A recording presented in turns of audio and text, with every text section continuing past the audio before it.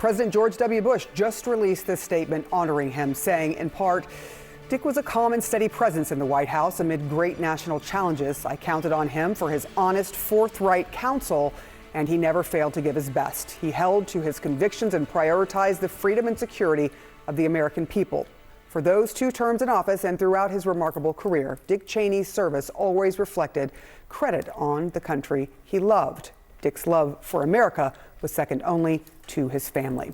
Bush also releasing this photo of himself and Dick Cheney. Cheney considered the most powerful vice president really in American history. He was also the chief architect of the post-9/11 war on terrorism and a driving force behind the U.S. invasion of Iraq in 2003. His family says he died due to complications of pneumonia and cardiac and vascular disease. There's that photo right there. There it is, the photo that we were speaking about. Joining us now, CNN's Wolf Blitzer and Jamie Gangel. Wolf, we'll start with you. You covered this administration, you covered Dick Cheney throughout his many years in office and beyond. What can you tell us today that you are learning about his passing? Well, it's very, very sad because I always had a very, very strong relationship with him going back to my days as CNN's Pentagon correspondent in the early 1990s before the first Gulf War. And I remember those days very vividly because he was always so helpful to me and to CNN. CNN was a relatively new news organization, but he was always there to give us important information about what was going on. A few months after I became the Pentagon correspondent, Saddam Hussein invaded Kuwait. Operation Desert Shield started, then Operation Desert Storm. And it was Dick Cheney, the defense secretary, and Colin Powell, the chairman of the Joint Chiefs of Staff at that time, who helped us tremendously in making sure we had the news factually, accurately, and that we could get it on the air. And they were both, especially Dick Cheney, very sensitive to the fact that everyone seemed to be watching CNN, the first 24/7 television news organization, not only in the United States, but maybe even sometimes more importantly, around the world. They were very sensitive to that. That's why they wanted to make sure we had the latest developments. And I remember those days very vividly. So it was an important start to my relationship with Dick Cheney over the years, which continued for many years afterwards. And Jamie, you've covered the Cheney family for so long as well. What are you hearing from them this morning? You know, I have not spoken to the family this morning, but I have been speaking to Liz Cheney over the last couple of weeks. And I think one of the most important things she would like people to remember about her father is something that happened actually in the last decade. And that is, she said, you know, the way she was raised by her father gave her the courage of her convictions. And of course, that leads to standing up to Donald Trump, voting to impeach him on January 6th. And then, you know, people may not remember this, but both Liz and her father then endorsed Kamala Harris and voted for her for president. I think it's fair to say neither one of them ever imagined that they would vote for a Democrat for president. But you know, Liz knows that, and the family knows that, you know, many people will remember her father for being a powerful and controversial vice president because of the Iraq War and 9/11. But she hopes people will also remember that, as she says, he chose country over party. Wolf, now to you. You know, Jamie's bringing up the controversy that surrounded the vice president. He was certainly a lightning rod, both when he was in office during the Iraq War and afterwards with his stance on Donald Trump and the way that his party views him now. Do you remember how he responded to sort of tough questions by reporters like you who were questioning him about some of the decisions made? I think he always appreciated those tough questions. He expected them. He was a very, very fervent believer in a free press, and he wanted to make sure that the press stayed free because that's one of the first elements of democracy, to have a free press. And I remember very vividly when Operation Desert Shield, leading up to the first Gulf War, became Operation Desert Storm, and the U.S. was going to launch the counterattack to Saddam Hussein's invasion of Kuwait. Dick Cheney, then Defense Secretary, and General Colin Powell, the chairman of the Joint Chiefs, both separately called me at the Pentagon to tell me this war is about to take a new step. The war is about to begin for real. I know you have reporters in Baghdad watching all of this, and they both said the same thing to me. Tell your bosses, tell Ted Turner, tell all the others, get them out of there, get them out right away, because I know they're staying, they both said to me, at the El Rashid Hotel in Baghdad, and that was the main hotel in Baghdad. But the main floor, they both said, had a lot of Iraqi military intelligence operatives there, and they were going to bomb that El Rashid Hotel. Get them out of there. And I, of course, passed along that message to the leadership of CNN. There was a joint decision by Bernie Shaw and John Holloman, Peter Arnett, our correspondents, who were then in Baghdad. They said they wanted to stay. They would take their chances. The photojournalists wanted to stay. The producers wanted to stay. They stayed. And we wound up being the only television news network that had live coverage of when the war actually started. They all, both Cheney and Colin Powell, appreciated what we were doing. And of course, like everyone else in the U.S. and indeed around the world, they were all watching CNN as those bombs were coming in. Fortunately, all of our correspondents and producers and photojournalists were okay. But it was a very, very tense moment indeed. I was grateful to Dick Cheney and Colin Powell for calling us and giving us a heads up and letting us know what was about to happen. It was just a very sensitive moment in my career. The seminal moment for CNN, certainly, and thank you for bringing us that memory. Wow. Jamie Gangel, Wolf Blitzer, our thanks to both of you. Kate? And we are continuing to cover a lot of breaking news this hour, including that polls are opening across the country. It is Election Day in America for key races: mayor of New York City, governors in New Jersey and Virginia, ballot measures out west in California. A lot to get to. Joining us right now is CNN senior political commentators Van Jones and Scott Jennings. Let's get to the races at hand in a second. But Scott, you worked on the Bush campaigns. You worked in the Bush White House. What are you thinking about when it comes to Dick Cheney, his passing, and his brand of conservatism today? Yeah, well, thanks for asking. He will be missed. He was a legend of the Republican Party. I mean, you look at his resume, youngest White House chief of staff ever. His time in the House was extremely consequential, rose up in the leadership ranks. He was the most powerful vice president. He was a good campaigner. You know, he wasn't known for being the big gregarious personality that George W. Bush was, but he was an excellent campaigner. I worked on both Bush-Cheney campaigns, and having him out on the campaign trail, you know, he was witty, he was wry, and he was a really good campaigner. And when I worked in the White House in the second term, we would often go up to his office and brief him on the political races of the day, and those were special moments for me. I have some great photos from those times, and he will be missed. He was a legend of the Republican Party, and the thing I remember most about him is that he and his people knew how to get things done inside of government. These people knew how to turn the bureaucracy towards outcomes. And sometimes outcomes in politics these days are hard to find. So he'll be missed. You know, regarding his stand in the Republican Party today, obviously he's been at odds from the current president, and that's okay. You know, not everybody has to get along or agree all the time. For us to all mourn the loss of Dick Cheney and understand what a consequential legend that he was inside the Republican Party. Yeah, Van, your reflection today? Well, you know, if you stick to principle long enough, sometimes your friends become your enemies and your enemies become your friends. I couldn't have been madder at him during the Iraq War, and couldn't have been more awe-inspired by him during his strong stand for liberty and for the Constitution, dealing with Donald Trump. And I think that's something I hope people will pay attention to, is that, you know, politics is not personal. It's not about following an individual leader. It's about following your individual conscience. It's about sticking to your principles, whether people like them or not. And I think that, you know, at the end of the day, that's what he'll be most known for. Yeah, you guys are. Thank you for that, guys. Former Vice President Dick Cheney has died at the age of 84. His family confirming to CNN in a statement that he died due to complications of pneumonia and cardiac and vascular disease. He served under President George W. Bush for both of his terms. Let's bring in Dr. Jonathan Reiner, who was Cheney's longtime doctor going back decades. Dr. Reiner, thanks for being here. First of all, our condolences to you. Tell us more about what it was like to have Dick Cheney as your patient for so long.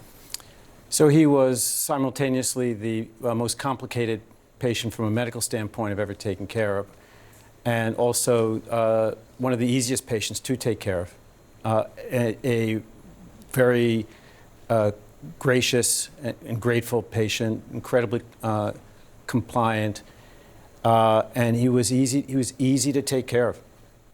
Because he did what you said he should do. Yeah, he asked good questions, made, I think, good decisions, followed recommendations scrupulously, came back for follow-up, listened to his body and his heart. He was in a meeting in March of 2020, and he had some chest pain, and he just called me and said, I'm having some chest pain. What do you think I should do? And I said, well, I think you probably need another heart catheterization. He said, okay, I'll be there in a few minutes. Really? And he just handed his portfolio to an aide and said, we're going to GW. And George Washington University Hospital. Yeah, and he put his health before politics, and I think that's one of the reasons why he lived so long. Yeah. The Cheney family says the former vice president died from complications of pneumonia and cardiac and vascular disease. Tell us about that. Well, the vice president had his first heart attack in 1978 when he was 37 years old, at a time when medicine and cardiology could do nothing to basically stop the heart attack. It was just all watchful waiting. And he had a big heart attack then.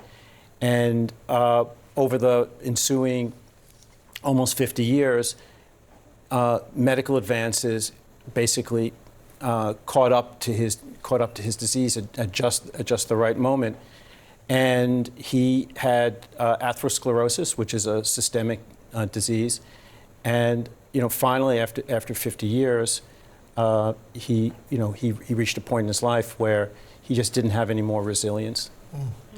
And I mean, he got this heart transplant, right? And it extended his life even beyond what you would typically see, right? Yeah, it did. So he lived for about 13 years after the heart transplant. I want to say that as his doctor, I had an opportunity to see him in very private moments. And what struck me on many occasions was his personal courage. He was in trouble in 2010, really dying of heart failure. And really, late at night, we told him that he needed emergency surgery to put this mechanical ventricular assist device in. He asked a couple of questions and said, let's do it. And same thing for his transplant. So he faced personal peril with a remarkable calmness, a preternatural calmness, which was really remarkable to see. He was a good patient and saved his life, and it continued for a lot longer than a lot of experts thought it would. That's right. Certainly a blessing for his family, especially his grandkids, Yes. as we were talking about earlier. Dr. Jonathan Reiner, thank you so much. Dr. Reiner, thank you from me as well. CNN chief political correspondent and Inside Politics anchor Dana Bash is here. Dana, great to have you back here in the Situation Room. Always good to be here. Let's go back earlier in his career when he was chief of staff to President Gerald Ford. Tell us how that shaped his political career. I can tell you from hearing it from him directly, because I covered the Bush White House from the end of 2002, which was the run-up to the Iraq War, until just before the midterm elections in 2006. And I had the opportunity to travel with him internationally on a couple of trips. And during those trips, he talked to, you remember this, he talked to reporters who were on his plane, like a lot between all of his meetings, because he really wanted the press to understand what was going on inside and what the policy implications were and what the sort of context was around it. And in those conversations, he was very upfront about the fact that as chief of staff to Gerald Ford, in the wake of the Nixon resignation, the whole executive branch was changed, and there was a lot of Congress clawed back a lot of power, and he didn't like it. And one of the things that he was intent on doing when he became vice president was taking some of the power back into the executive. And when you think about that through the lens of what's happening today with Donald Trump, a man that he did not think was fit to be president, it is interesting because Donald Trump is just doing it. He has a very aggressive view of executive power, but it was something that really motivated Dick Cheney because of what he saw as an erosion of presidential power because of what happened with Richard Nixon. And I think in contrast to what's going on now, and I think you and I will agree, we covered him at the time, he deeply appreciated what the journalists were doing. He believed in a free press. He respected us, and he provided answers to our questions. He didn't just run away. Yeah, well, I don't know if you had this experience. When people ask me who was the toughest person to interview, I always say Dick Cheney. He was a tough interview because he knew what he wanted to say, and he didn't deviate from that, which was his job. And so that is true. But I totally agree with you. I mean, just the fact that being on these trips, whether it was I went with him to Iraq when he was there for the first time after the war, and then on that trip we went to Afghanistan, which it's hard to imagine now. He went for the opening of the first National Assembly there. It was the first meeting of a democratically elected government in Afghanistan, how quickly things changed. But he wanted to make sure to talk to those of us who were traveling with him at all points so that we had a good sense of what was happening behind the scenes. It was really important to him. And he certainly didn't believe that we should just report what the Pentagon put out in press releases. But he also had a very strong sense. He was tough, but that was his job. But he was somebody who believed in free press. And he got very upset when things leaked. And I was definitely... I can testify to that. I can testify to that, too. As you're both great reporters. Dana, thank you very, very much. Joining me now is former NBC News correspondent Pete Williams. Now, Pete, before your illustrious journalism career, you worked for Dick Cheney. You were his press secretary when Dick Cheney was a congressman, and then you did public affairs for him when Cheney became the assistant defense secretary. Give us some sense of what it was like working for him in those early days before he became a household name. It was a total joy. I think people don't realize what a great sense of humor he had, and how intensely loyal he was to the people who worked for him. He's in a very early point in my career with him at the Pentagon, I and another senior official did something that alarmed the president. And President George H.W. Bush called Dick Cheney and said he was very upset. And Mr. Cheney said, Mr. President, that was my idea. Well, it wasn't his idea, but there he was taking the bullet for his rookie staffers. That's kind of an exceptional thing in Washington, and I can assure you that inspires loyalty. We both grew up in the same place, Casper, Wyoming. Mr. Cheney was born in Nebraska, but moved to Casper. Became the captain of the football team, married the high school cheerleader, Lynn Cheney, had two great daughters. So I felt very close to him and was really honored to work for him. Every day was a learning experience with him. Now, Pete, I would be remiss if I didn't ask, what did you do that upset the president? Can you tell us? Well, so this was early on in Mr. Cheney's tenure, and the New York Times was looking for some background information about a forthcoming round of arms control discussions with the Soviets. And they asked if a senior official at the Pentagon, someone that really hadn't worked much with Cheney, could do some backgrounding. Cheney said yes, but be sure to talk to the National Security Council and the State Department to make sure we're all lashed together. Well, this official revealed something in the backgrounder that the president had intended to announce himself. So he wasn't very happy about it. But as I say, Mr. Cheney said, well, Mr. President, that was my idea. That was pretty amazing. That's rare in any position of power to take the blame for a staffer. I do want to talk to you about some of the animosity that surrounded Vice President Cheney. There was plenty to go around. He was one of course, the most powerful vice presidents, but also one of the biggest lightning rods.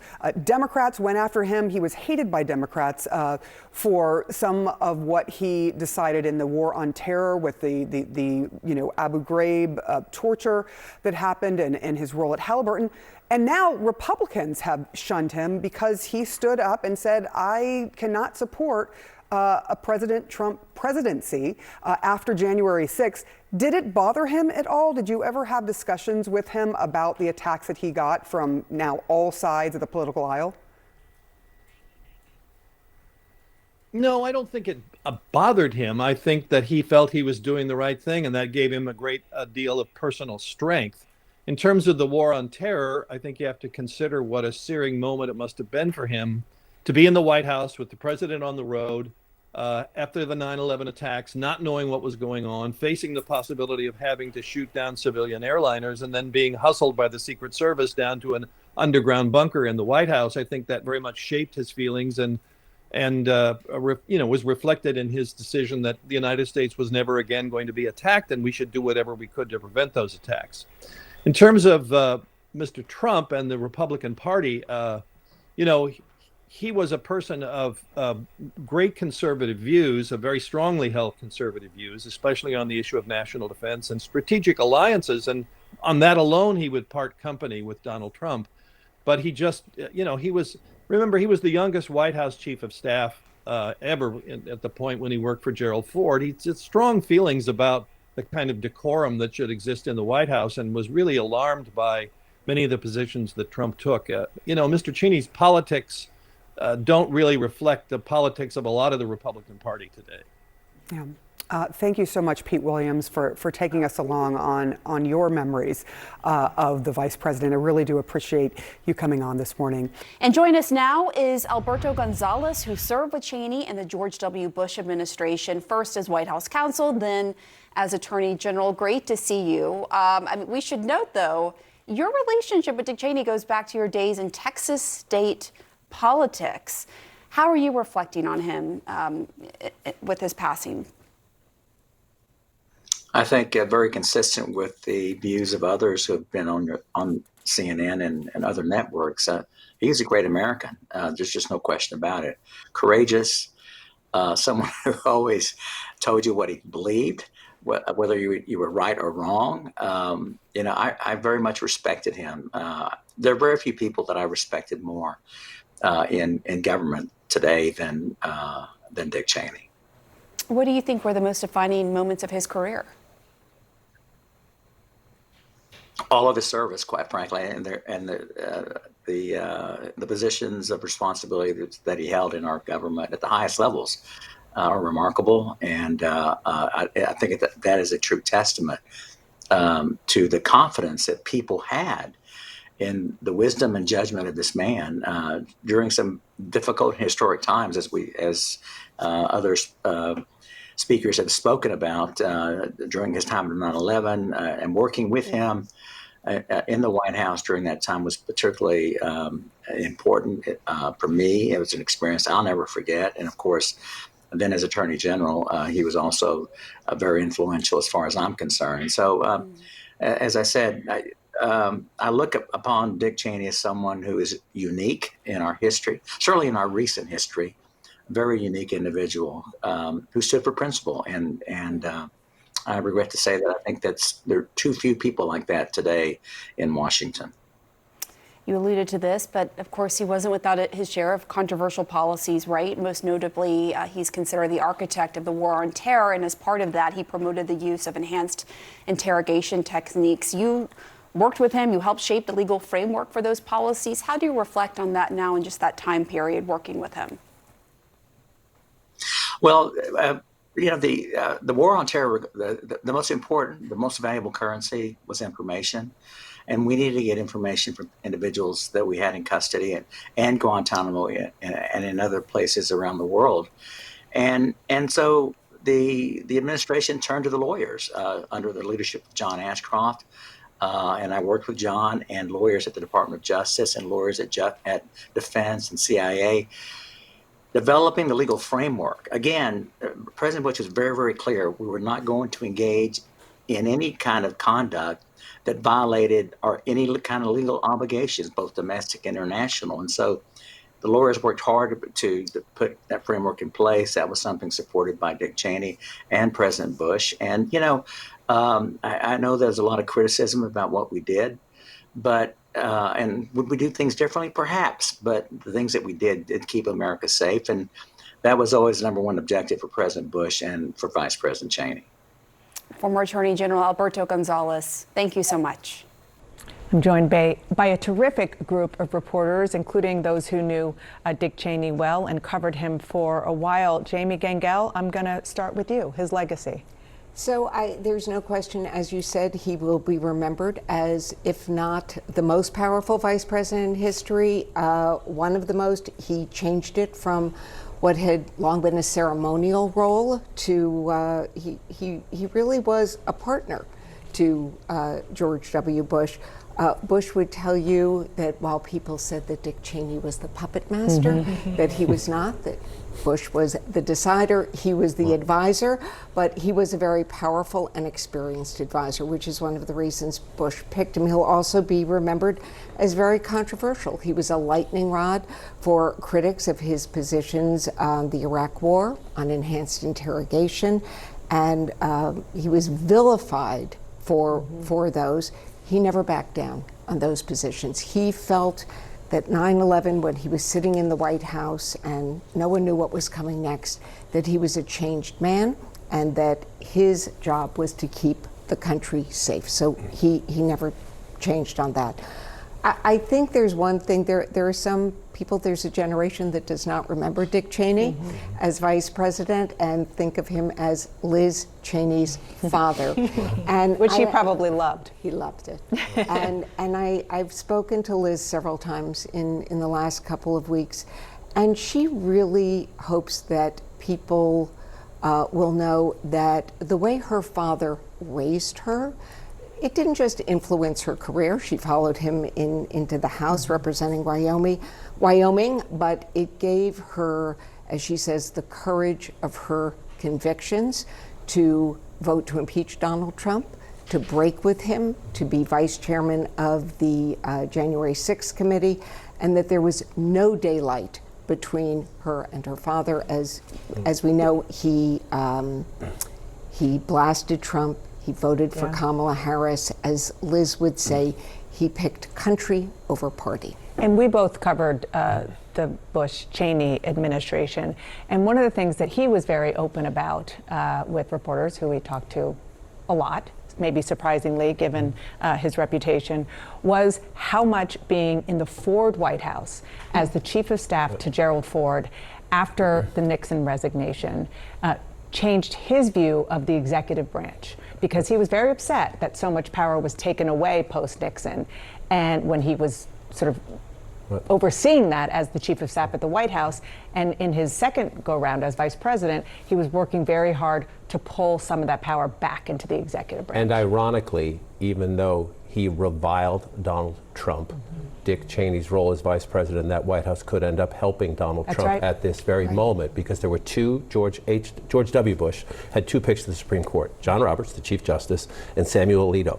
Dick Cheney was involved in that process, and the one thing he cared about was presidential power because of his experience in the Ford White House after the Nixon White House, the Nixon and the Ford White House, that he thought the power of the presidency had been stripped post-Watergate and the president needed more power. And that's what he weighed in on looking for judicial picks. What are their views of presidential power? And the Supreme Court over the next weeks and months is going to make a number of decisions about Donald Trump's presidential power. So far, Alito has been with Trump on most of these things. Roberts is a bit of a wild card as we watch it go through. But so there's a bit of an irony there. I don't know if that's the right word, that Dick Cheney's role in the Bush White House may help Donald Trump here. The other point I would just make is that he was such a willing foot soldier in the first revolution in the Republican Party. He was a Nixon-Ford Republican who loved the Reagan Revolution, who got his footing in the Reagan Revolution, who was a proud conservative in the Reagan Revolution, but he could not stomach the Trump takeover.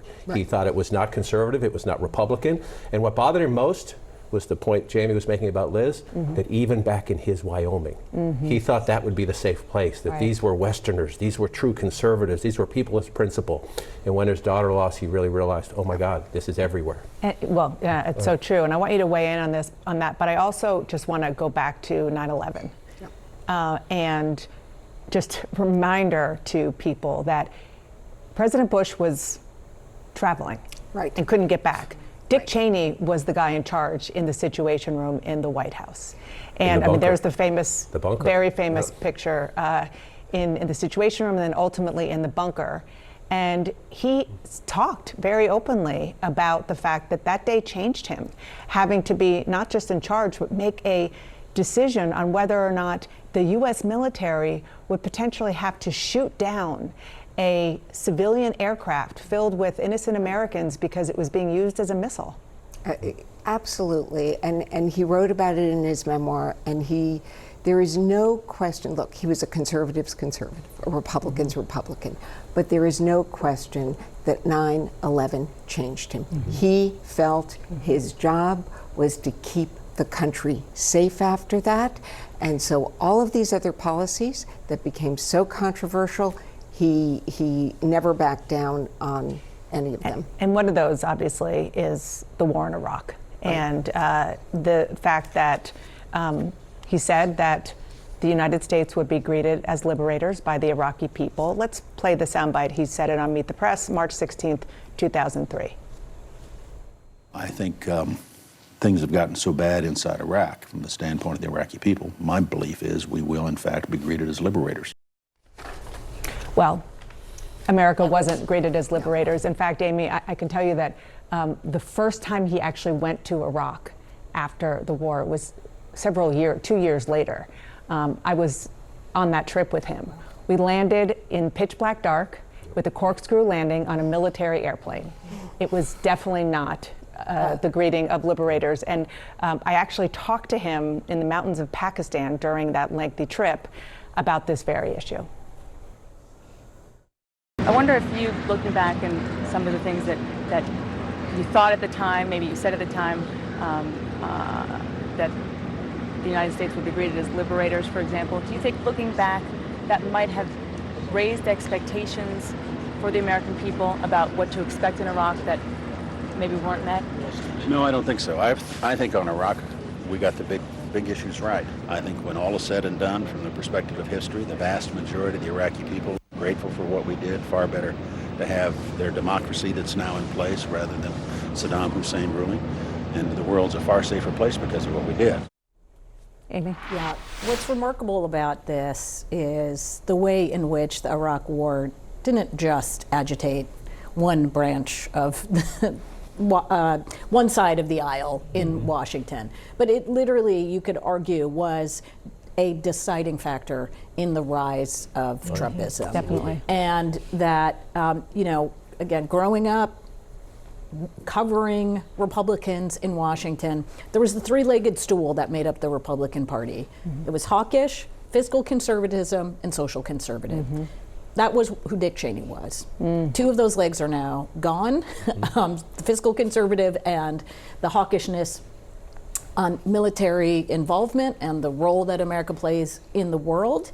And the fact that it is a Republican Party that is standing just on one leg of the stool that Dick Cheney helped to build is quite remarkable. No, I think that's exactly right. Part of Trumpism, when he comes on the scene in 2016, is to say that the establishment from both parties has lied to you. And look at the way the Iraq War was prosecuted, the lost blood and treasure from that war, and how has it improved your lives? It hasn't in any way. And so, you obviously get in that moment Barack Obama's rise after Bush and Cheney. That Democratic primary is fought along. What was the right war and what was the wrong war? What vote did you take in regards to those wars? And then, of course, after Obama, you get Donald Trump engaging again with the establishment and essentially saying that the Republican establishment, in so many ways, Dick Cheney was in some ways more the face of the war than Bush was. On that note, because this is a trip down memory lane, let's go back to June 22nd, 2006. You asked Dick Cheney about him being known as Darth Vader. Right. I suppose sometimes people look at my demeanor and say, well, he's the Darth Vader of the administration. It's the other thing that's working here, John, is I'm not running for anything. My career will end politically with this administration. I have the freedom and the luxury, as does the president, of doing what we think is right for the country. So the most interesting part here in this interview, in this conversation, that was at the VP's residence, and he's much more personal there. I think people forget that. Dick Cheney was stoic. Dick Cheney, as we all know, was the toughest interview on the Sunday shows. He never said anything he didn't want to say. You were not going to crack him. That is you true. were not going to crack him. He showed up knowing what he wanted to say, and there was no way to crack him. I had a conversation with Tim Russert about this once. He said, "Kid, don't even try. He's going to say what he's going to say. Just do it." And so, you know. But there, he said that he intentionally took on the role after 9/11 of being Mr. Worst Case Scenario. Yep. He said there needed to be somebody from that day on, and he meant forever, who thought about the terrorism, thought about the threats to the United States, and always said, I'm going to plan for the worst case scenario. Because he said with every day and month and year that passed, memories would fade, and the pain would fade, and that somebody had to keep that, and he knew that he had the discipline to keep it, and he was worried others wouldn't. So he said, that's my job. And some people are sort of pulled back by that. But I have decided that the administration, the president, needs the person who sits around and says, worst case scenario. And he made the case and he said, that's my label, I'll take it. And I just want to say very quickly, a very serious interview there. And then we took a walk of the grounds. He had two great dogs when he was vice president, Jackson and Dave. You want to see somebody go from being public servant, stoic, serious, to just a decent, wonderful, fun, loving human being. It was Dick Cheney and his dogs walking the grounds.